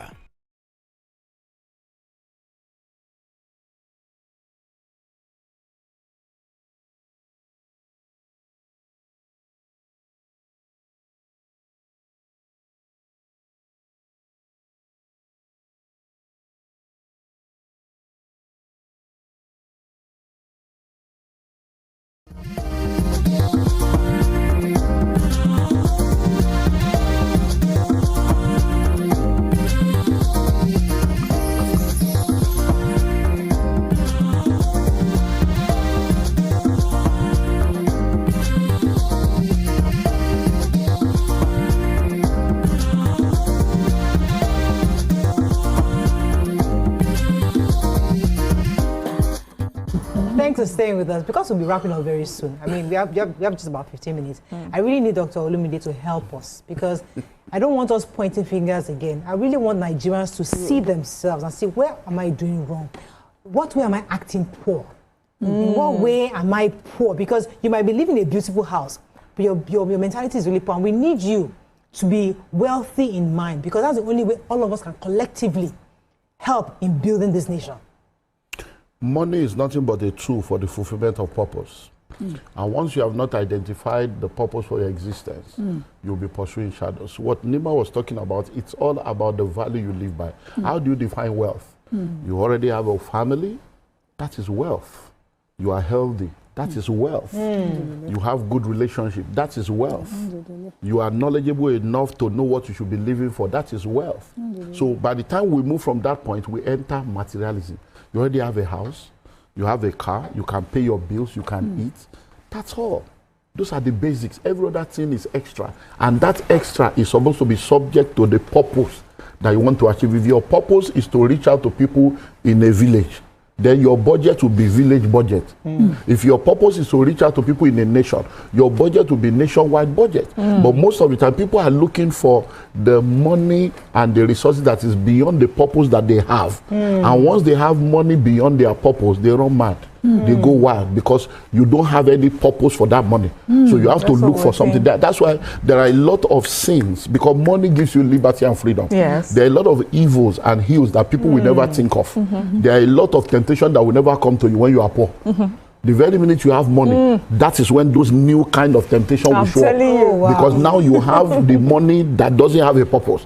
But there are people now that have billions in their accounts, but the vision and the purpose they are pursuing is in multiple billion. So even if they have 5 billion, they are still pursuing more. Not because they want to buy another shoe, but because they have another vision that is beyond the 5 billion. But when people don't have vision, if your vision is a 10 million naira vision and you have 50 million, that remaining 40 million, you have to look for club to go and buy a drink of 500,000 and think that you are right, because low self-esteem, inferiority complex is a software that is running some people. So I think, what is your personal value? When you have personal value, you will realize that a good name is better than silver and gold. You will realize that integrity is powerful. Yes. I want us to understand this. Because if your aim, your entire life purpose, what I'm hearing you say, because one of the people I admire the most in this world is my mother-in-law. This woman is not trying to do anything else, but just raise her 4 children. And that's enough. Go to heaven. And go to heaven. This her 4 children is her entire life. And when I now individually look at these 4 children, they are successful individually. And that woman, she's just doing her business. She's not talking about purposeful. And I'm like, this woman is so wealthy, she doesn't even know how wealthy she is. There's no country she wants to go to that she's not going to. She's got visa here, she has citizenship here. She doesn't even appreciate that. I'm about the US. She has green card and she's there just, hey man, New York, you know, she's so wealthy. And I'm thinking to myself, like, this woman, if you understand what you have, she understands what she has. She understands what she has. It's other people trying to give new definitions of what wealthy, but she has fulfilled what she to do. You know, this reminds me of some pictures of celebrities when they go visit their parents, and then they put it on social media. You have Nigerians saying, how come your parents are still living in this sort of house? How come they are, because they don't understand that the wealth, they are not seeing the world that you have described. For them, they're happy that they have raised children who are successful, that you know them to the point that you can even criticize what our family house looks like. Most of those houses, they have fresh air, they can go cut their vegetables, they are not eating all the poison you are eating, thinking you are a big man or a big woman, and they are living well, living long. And I can go home and relive childhood memories in my childhood home. They sleep with joy. They are not afraid that somebody will come and call them out for this or that, because they have lived a life of integrity. Like definition. It's definition. Yes. And there's something like there was a post I made sometime this last week where I said, focus on your focus. Nothing else deserves your attention. So you see that child, right, that was eating that food. We need to learn from that child.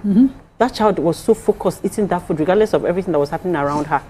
Whatever that is happening around you in life, whatever the naysayers, anybody is saying, focus on your focus. Don't get distracted though. That girl, regardless of everything that was happening to her, she was eating that food. You need to articulate what she was eating in her father's house. So that is where she's focused. For me, that was what gave me some sort of hope that she's there. Yes, that she's still there. Yeah. Because those words, I don't know how often you need to hear those words that you start believing the lies. You understand? She still talked about what she eats in her father's house with confidence. Because to have, a lot of people will say, like we already said, she looks well. There's a plate of food in front of her. But her mind, if that woman stands over her head every day and tells her things like that, every day she's killing her, degrading her, damage her psychologically. She may be looking okay, but she's completely the girl needs internal power to react. So belle first, as you talk, your talk is for you. I need to get energy. I will react to you later. That's what she did. She focused. She needs power to go crazy. Let's take a few comments on social media as we wrap up. So Afsa says, when you are contented, you are like a king. The peace of mind that comes to you, no be here. You sleep with your two eyes closed. Oladidi said there's a lot of monies in Nigeria, but they don't reach their destination. And that's what I want to talk about. We don't balance wealth here. It's in a few hands, and it's okay for those. We boast of the 1% of the 1%. But when you go to Qatar, you cannot even tell the poor man from the rich man. Because they practice they practice a balanced Islamic system of zakah. But that's where government comes in now.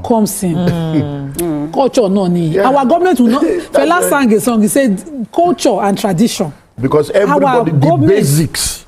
Our government is not different. Education free for everybody. Once you get to this age, you have a house. Once you get to this stage, you have this money. When you marry, you get this. It's already part of the commonwealth. That commonwealth and those basics are not available for many people here.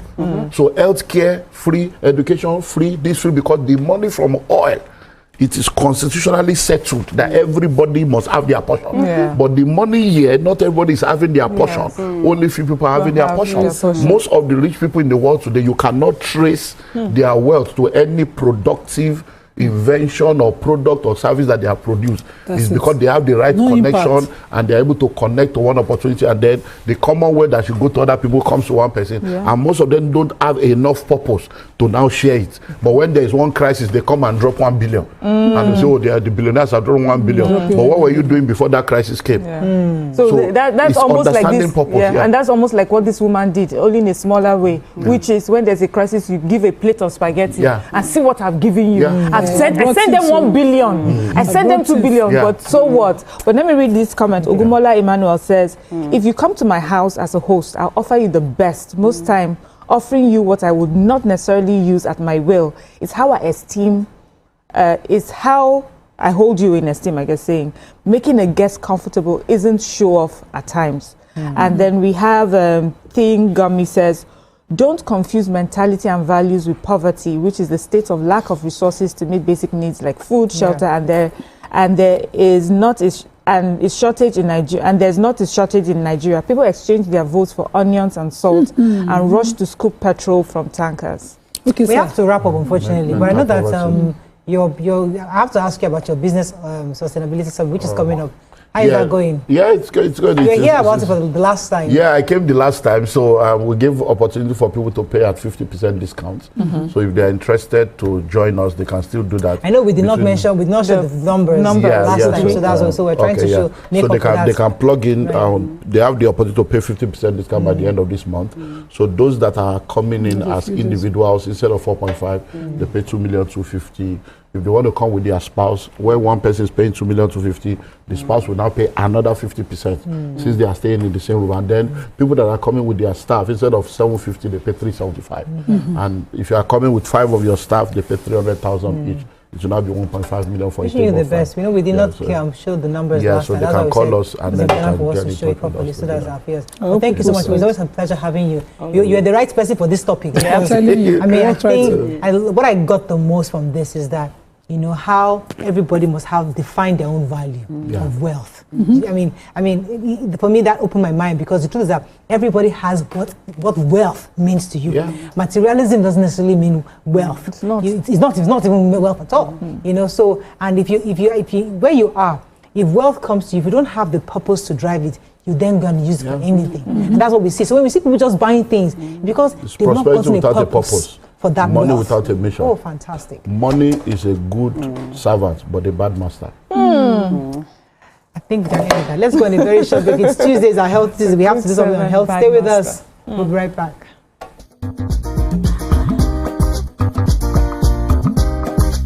Stay tuned. Your view will be right back. Back in 63, we landed Nigeria with nourishment, day in, day out. Every day. Now the nourishment is back again, clear the way. So our tasty, creamy, nourishing yogurt. Hola, la familia. I enjoy the new tasty, creamy, and nourishing.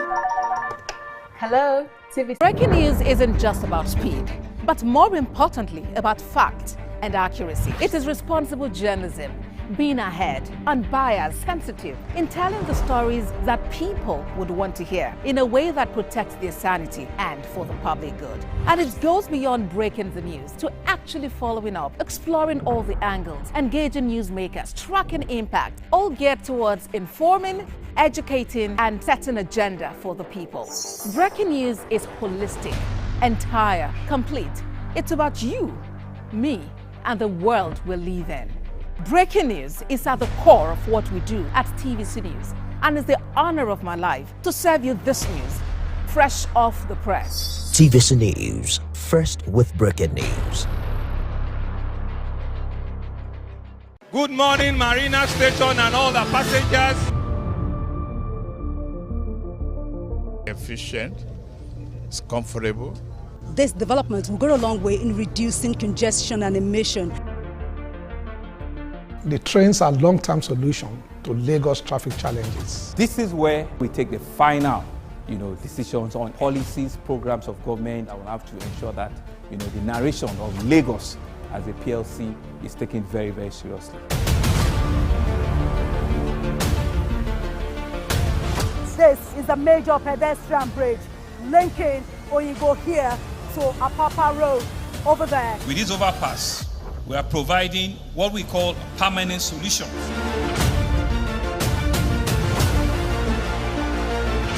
This place is one of the most dangerous areas at the biosecurity environment. This can go into the news and every crimes of your neighborhood. Our goal is to remain as Africa's model megacity, to move our GDP from the 5-6 position to the 3rd position, and we believe is achievable with all the commitments we have.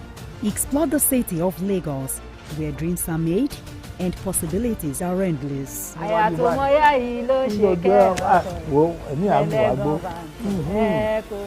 Adedoja Salam Adeniyi.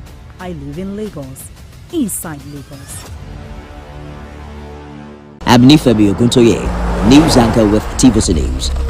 My day is usually busy and it's difficult keeping up with breaking news stories, trending stories, business news, stock exchange and what have you. But with TVC News on WhatsApp, I'm able to catch up with all the breaking news, real-time updates and trending stories on the go, right on my phone, no matter where I am. It's quick, easy and always on. And here you can join us by scanning the QR code or using the link on our X and Instagram. Why wait? Come to the side of news that keeps you ahead. TVC News, first with breaking news.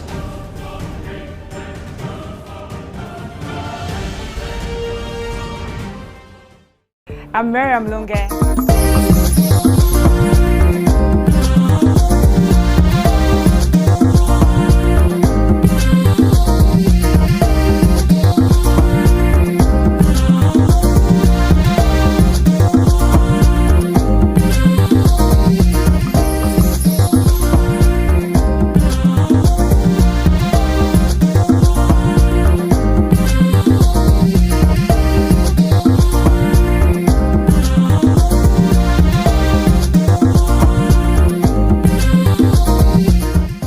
Thanks for staying with us. So it's Tuesday, so we have to have our health angle. So July is Fibroid Awareness Month. A time to shed more light on a condition that affects millions of women worldwide. Uterine fibroids are non-cancerous growths that can cause significant discomfort, pain, and complications. Raising awareness about fibroids is crucial for promoting education and the detection and effective treatment options. Let's use this month to amplify the voices of those affected and advocate for better health care and support. By sharing stories and experiences and information, we can work together to improve women's lives who are impacted by fibroids. Fibroids awareness is not just about 1 month, it's about starting a continuous conversation on this. So with us today is a friend of the house. It's been a while we haven't seen you, an obstetrician and gynecologist, Dr. Abayomi Ajayi. Welcome back to the show. It's been a while. Thank you. Yeah. Good to have you. Yeah, great to be here. I love your jacket. Thank you. Yes. So we've discussed fibroid before. Everybody knows fibroid, but there's some people that are just coming to womanhood and they're probably still just learning about what fibroid is. So let us start from the basics. What exactly is fibroid and how do we detect it? Wonderful. In your intro, you already told us what fibroids are. They are not cancers, but they are the commonest growth in women, especially in their reproductive age.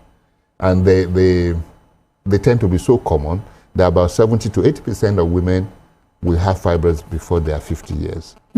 Now, the thing is that it's not all of them that bring trouble, as it were. Some of them they're just there, and they don't need any treatment per se, and they probably might not give symptoms. But in about 25% of them, they give symptoms. And these symptoms can come from with the period. They have heavy, prolonged bleeding. They can have irregular bleeding. They can have pain. It's just, that mass or the bulk that was just below this abdomen can suddenly start giving you pain. It can be during menses, it can be completely outside menses. Then sometimes also because the uterus is near to some organs, like the bladder, the rectum, so you could start having frequent urination. So we know there is men who, when they get old, that they pee at night, but even women, when the fibroid is compressing on the bladder, you could have constipation, and sometimes you could even have infertility. So when a young girl reaches puberty and she's predisposed to having fibroid, maybe from her genetics, what would she see first that should inform her visiting a gynae? What would she see? Because most times it's when it's properly advanced that you see the person mention, I have fibroid, and I'm wondering, there are certain some signs that should present first. Most of us as women have different phases of womanhood or whatever, fertility wise, that we all experienced. I knew mine early. I just knew this thing was not normal, but I will deal with it later. So when do you say a young girl who's predisposed to fibroid, who would later have fibroid, might later have it, what would she see? What are the signs she would see first? Well, so maybe we rephrase the question. Might not see anything. Okay, but what we're talking about probably would be early diagnosis when she has fibroids. So the commonest symptom with fibroid might just be that there is something, a lump in the lower abdomen. Okay, like we said, this might not give any symptoms initially. But the commonest thing when they have symptoms is that it's with the period. Either it's increased, the number of days increases, or it becomes irregular. So those are some of the things and that's why we're having Fibroid Awareness Month. So that women and young ladies, because what we see here now, especially in Nigeria, is late presentation. Just like you said, it now becomes so big. And that's the one we know. Exactly. Every other one we say it's not. So late presentation could be as a result of not seeing your doctors regularly, or yes, could be, but could also be because of the option that you think is available. It's scary. Non-medical options? No, surgery. Because before now, when you talk about fibroids, you're only talking about surgery. And somebody says, just like what you said, you want to deal with it later. So that's one of the reasons why this awareness month is. Because one of the things that we're trying to do also is to open up the options that are available, that you don't necessarily have to have surgery. And you don't have to wait until it becomes so big that it becomes a nightmare even to the doctor that is going to do the operation, if any operation is going to be done, or any way that they want to do it. Just mention the options, sir. Oh yeah, so now we in the last 4 years we introduced a non-surgical method of treating fibroids, which we call high intensity focused ultrasound, or HIFU, just for short. And we treated over 700 women now. So the experience is mounting. But all over the world, over 300,000 women now. I recently talked about this particular, because I remember when you visited us last time. Yeah. I think you had just started it. And I recently talked to someone about that option as well. They found it amazing, and I give information on how they could reach you. But so my question now is, I have a child who is 11, and every time I sit down to talk about fibroids, it's the same story about when it will happen, what the options are, Like, I would rather that by the time my daughter is 21 or something, that we have new information concerning how to prevent it, how to live lifestyle, things like that, so that when they're not dealing with the issues that we're dealing with today. Exactly. Wonderful. Yeah, but you're right. But that's one of the things that is happening now. See, despite the fact that fibroids are so common all over the world, people rarely talk about it. The funding for research is not so much. And even this month in America, they had to go to the House to go and meet with the legislators that more attention, more funding needs to be put into fibroid research. We know it's genetic. If we're able to identify the gene responsible, then we probably will be able to tackle it from the root, and prevent it being transmitted. Because now, we can do gene editing. Yes. So if we are able to know what gene is affected, it's likely that we probably will bring an end to fibroids. But the money for research is just not enough for fibroids. Yes. So do you think that increased body fat also, increases the risk of fibroid? Maybe slimmer people might not run the risk, or people that have more body fat. What do you think about Definitely, obesity is one of the risk factors. But the way to put it is this, because some slim people also have fibroids. The way to put this is that the most important factor is your gene. Now, you know that you can modify gene with behavior. Okay. For example, if you are predisposed to hypertension or diabetes, if you start preventing or avoiding the things that can trigger it on, then so the same thing with fibroids as well. So the first thing is the gene is the most important thing, but other things that can modify this. Obesity is also a risk factor for fibroids, definitely. Let's talk about the issue of cost, because in many parts of the world, many healthcare is subsidized. People can actually lean on government to support. Is there any support for Nigerians here to treat fibroids, especially when it's at later stages? I'm afraid maybe not, because let's look at it even holistically and say healthcare in Nigeria. Okay, not only fibroids, the insurance, health insurance in Nigeria. What percentage of Nigerians is covered? So it's just maybe about 7%, or less than 10% of Nigerians are covered. So it's is it expensive? Another question. Well, I always answer that question by saying that it depends on who is talking. Because I see your phone, I don't think it's expensive. Let's talk about these costs. There are costs to treating fibroids. Sometimes women now become, impossible. It becomes impossible for some women to carry their pregnancies because of their uterine wall, the fibroid causing them the uterine wall, causing the damage in it. What are the safest ways that the mammectomy will be done? They're still talking mammectomy. Because you are talking laser. Laser. No, I'm not talking laser. I'm talking HIFU. HIFU. Make it again. HIFU. High intensity focus. Let us break that down. Help us understand how. Yes, compared to mammectomy, which is safer. What are the costs? Which one? You know what you're saying? I just saw a woman yesterday who had fibroid surgery somewhere in Nigeria, and they said they removed 30-something fibroids. Now this woman can't see her menses anymore. This is a 32-year-old woman who obviously wants to still conceive. And that's what we're talking about now, that people should start looking not only at surgery, but other things like HIFU. It's like, seriously, and I'm saying this with all sense of responsibility. It's like you lie down on the bed on the day you are doing the surgery, You lie down on the bed. The doctor doesn't even touch you. All he focuses on, because you have done your MRI, you have done. So he has mapped all the fibroids. If you cannot treat all of them at one go, he will have told you, okay, you might need to do 2. But if you can treat all of them at one go, you lie down for 2 hours. You are even conversing with, because you are not put to sleep. You are conversing with anybody you want to converse with. And then at the end of 2 hours, maybe once in a while, because why we want you to be awake is because, you know, ultrasound is converted to heat energy and it boils the fibroids. So the water that you are lying on might become too hot for you. So you don't have burn in your abdomen. So when it becomes too hot for you, let us know. We'll stop and give it a break. Yeah. And so, and also the other thing is that because the rays might scatter to where we don't really want it to scatter to. If you start having pain in your back, let us know. We'll stop and we'll change the direction.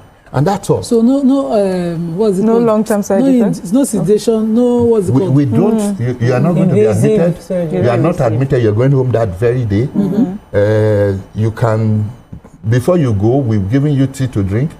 So you are going back home, you're going to start drinking and whatever. Yes, next day so you can do eat spaghetti. before this procedure? You cannot eat before. Okay. But you can eat after. Right And there are no long-term side effects for...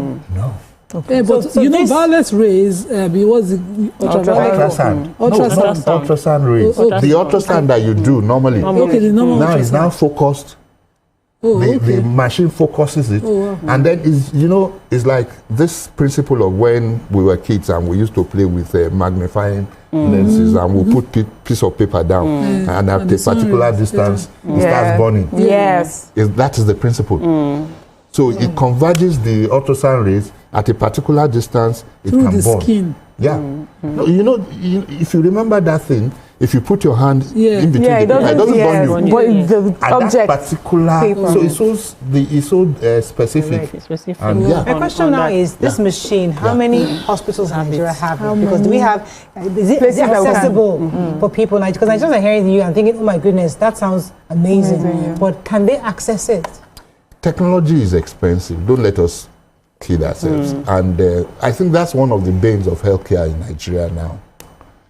If we're going to do qualitative healthcare, there must be some investment. Somebody has to invest. Whether it's government, whether it's private people, there has to be some investment, some level of investment.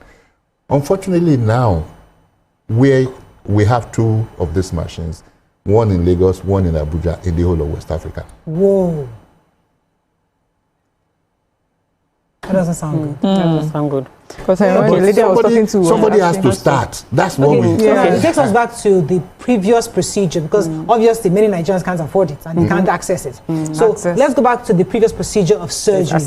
Is it still safe as of today? Oh yes. You see, but let's look at it. This is the thing. There are some people who are doing surgery who are not supposed to be doing it in Nigeria, and they're cheap. Yeah. Okay, or maybe they're cheaper.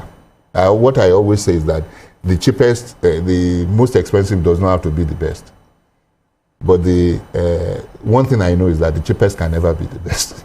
Okay, so some of these guys are doing this surgery because they watch some people do it or whatever. Some of them, they call themselves qualified by experience. They are not trained. Do you understand what I mean? But they can do it. Of course, the success rate or the complications from surgery is very much likely to be higher.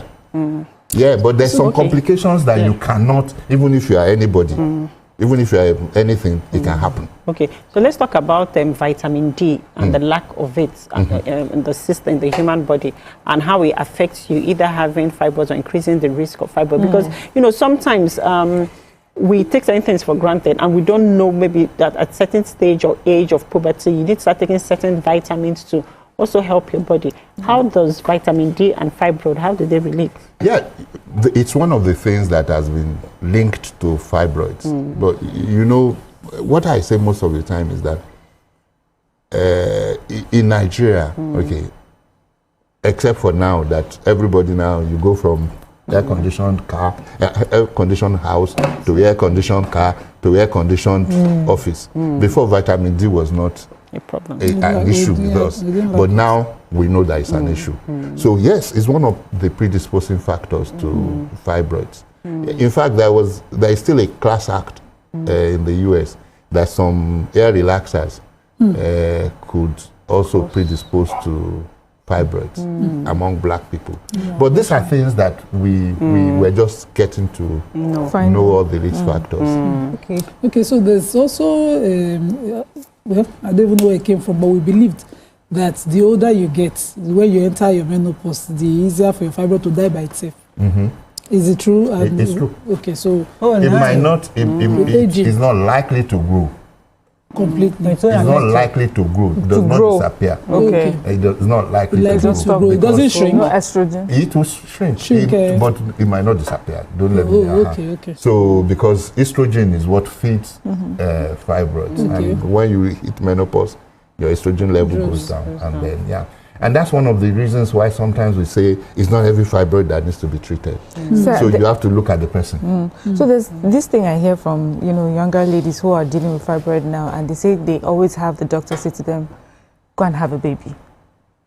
What does that mean? At least when they take it out. They go and, yes, once they take it out, but please have a baby, or else the fibroid will fill up the space that a baby is supposed to be.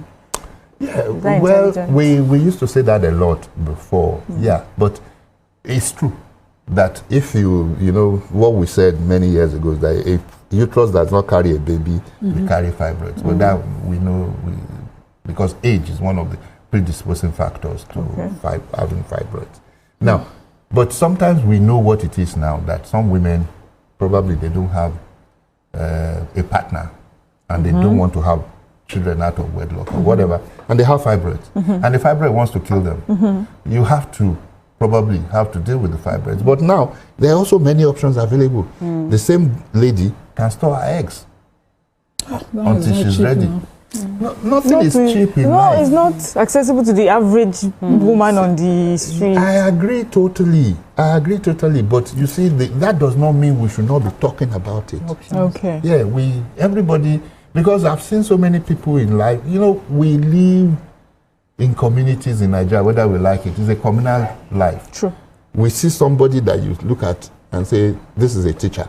I'm not saying that teachers are not rich, cannot afford anything. But this teacher has a sister who is the CEO of somewhere. You know what I mean? Yeah. So you're thinking like an African. Because that's how we are. That money is not our money. No, I'm an African. Africans. True. So somebody is watching you right now. They have fibroid. Yeah. They can't afford the high fall. How do you know? Yeah. I'm just telling you. Okay. I'm just giving you an example. Okay. And they've seen you on this show years back. Yeah. That said that, if you have fibroid, have a baby quickly so that it doesn't grow. Or they've been told, not by you, but by doctors, are saying that they have to remove the fibroid because it's life-threatening. Now, and they're scared. So my question to you is, the surgery today, the knowledge we have now, is it safe as for a young person, 24-year-old, 23 or 30-year-old, say, I would rather just remove the fibroid at the risk of not having a child? Is it safer now for her to remove the fibroid alone minus her uterus? Let's look at it. The surgery is being the same as it was before now. But we have more trained people in Nigeria now. So what I will ask that person to do is go to a trained person, which reduces the risk of complications. But there are some complications that you cannot completely take away because you are not in control. That's why they call complications. They're accidents sometimes. For example, anesthesia is not something that you can completely take away. Yeah, the better trained the person is, the less likely the incidence of complications. But it still happens. We say it can happen to the bishop sometimes, So it still happens. Having a deep vein thrombosis can happen. Do you understand? So the person who did the surgery that I'm talking about, that the patient cannot see her menses again, is a gynecologist. So it can still happen. Some complications can still happen, yes. But you reduce your risk by going to somebody who is experienced, who is qualified, okay? But you know what Nigerians do most of the time is pick up the phone. How much is mammectomy in your hospital? Then is there a tea or a drug? Drinking tea. I wish we were not going to go there. Please, we have to ask him because Nigerians are using it. There's a tea. Somebody's head. Let me tell you my own story. My own sister had went on this agbo when I was actually training to become a gynecologist. And finally, I was the one who removed her uterus. Years and years. Many years ago. So I'm sorry, my faith in that agbo. Maybe she didn't take the right agbo because Nima has never failed. Let me tell you something. This agbo story that me I know. The person removed it, the thing came out like us or like this. Okay, please. Show me the person. This is or they told you. Lawyer, hearsay. Lawyer. You get fashion, you get evidence. You get evidence. She take pictures. Listen to some of our patients who have done this. I listen to them a lot, and the majority of them have gone through this agbo thing. One even last Sunday that we had one Facebook live came from Abuja, and she was telling me she had to got from Ghana. When the ones in Nigeria did not work, she got one from Ghana. Nah, lie. I'm sorry, but it's a good industry, but it's a thriving industry. Yeah, but we have natural medicine and herbs and things like that. Maybe let me say I'm not qualified to talk about that. Yeah, okay. Because the King of England had cancer. And we heard that he was using herbs and alternatives. And the same, After what? To treat himself. No, after what? He didn't do chemo. He said he wasn't taking those options. Okay. It's in the news now. No, I'm not saying that diet does not work for some things. It was not diet, agbolo. Okay, say you gave him the agbo. She mixed it and sent it from backyard. Love from Nigeria. Those things can help you to maintain health. There's no doubt about that. Okay. The natural things can help us to maintain health. But for cure, well, so it's good. We have to wrap up. It's good to know because your view has been on for 12 years. Yeah. And to be very unfair, after 12 years, that we're still saying the same thing about fibroids. So I'm happy that you're saying that there's new technology and there are ways of less invasive ways to treat fibroids. Fantastic news. It's not yet affordable. It's not yet accessible to everybody, but a few who can could. One here in Lagos, one in Abuja.